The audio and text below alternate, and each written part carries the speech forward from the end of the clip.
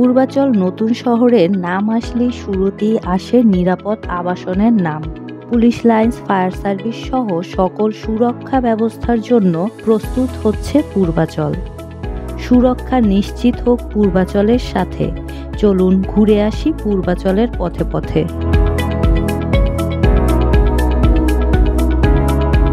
স্বাগত জানাচ্ছি পূর্বাচল স্টেট এজেন্সির ধারাবাহিক আয়োজন পূর্বাচলের পথে পথে।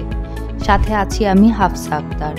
আজ আমরা দেখব বালু নদী, নীলা মার্কেট ও ৩০০ ফিটের পাশ ঘেঁষে গড়ে ওঠা সেক্টর ১৩। বালু নদীর পার হয়েই শুরু হয়েছে সেক্টর ১৩। বালু নদীর ব্রিজ পার হয়ে ৩০০ ফিট ধরে একটু এগিয়ে গেলেই দেখতে পাবো anti terrorism unit, police lines Purbachal. বিশাল এই এলাকা থেকে নিয়ন্ত্রিত হবে পূর্বাচলের বিভিন্ন সেক্টরের সুরক্ষা ব্যবস্থা।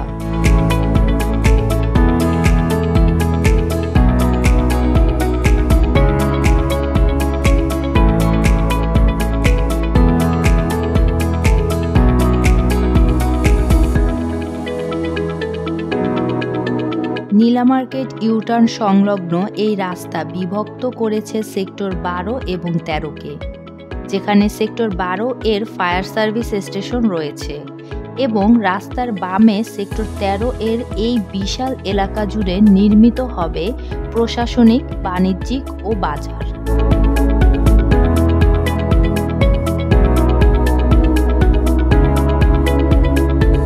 দারুণ সব সুযোগ সুবিধার কারণে সেক্টর ১৩ প্লট ক্রেতাদের কাছে পছন্দের শীর্ষে থাকে। এই সেক্টরকে প্লটগুলো দিয়ে সুসজ্জিত করে রাখা হয়েছে।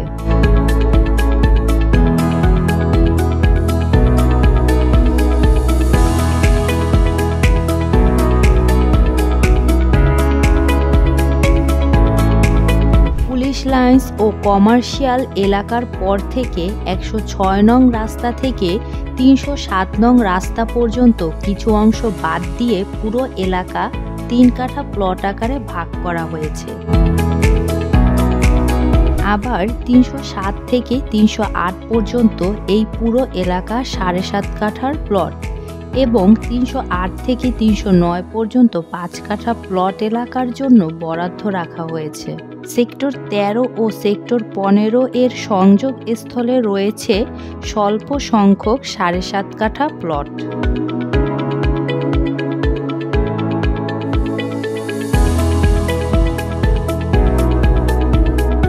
সাড়ে ৭ কাঠার প্লটগুলোর মাঝখানে সুবিশাল এক খেলার মাঠ রাখা হয়েছে।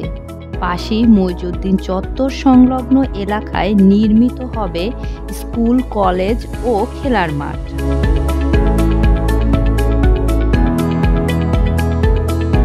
পূর্বাচলের মধ্যে সবথেকে বেশি পরিমাণের ভবন নির্মাণ হয়েছে এই সেক্টরেই।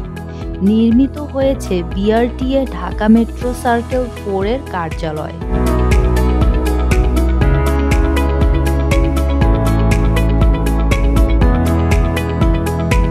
সেক্টর ১৩তে অন্যান্য সুবিধার পাশাপাশি রাখা হয়েছে বেশ কয়েকটি মসজিদ। সুরক্ষা ব্যবস্থা, যোগাযোগ সুবিধা কিংবা পাশের সেক্টর জুড়ে ক্রিকেট স্টেডিয়াম, ঢাকা বিশ্ববিদ্যালয়, ইকোপার্ক সহ সবকিছু হাতের নাগালে পাওয়ার অন্যতম গুরুত্বপূর্ণ সেক্টর হল সেক্টর ১৩। সেক্টর ১৩ সহ পূর্বাচল নতুন শহরে যে কোনো সেক্টরে যে কোনো আয়তনের প্লট ক্রয় বিক্রয় সহ যাবতীয় সেবা পেতে যোগাযোগ করুন আমাদের সাথে। ভিজিট করুন আমাদের ওয়েবসাইটে। সাথেই থাকুন পূর্বাচল স্টেট এজেন্সির। ধন্যবাদ।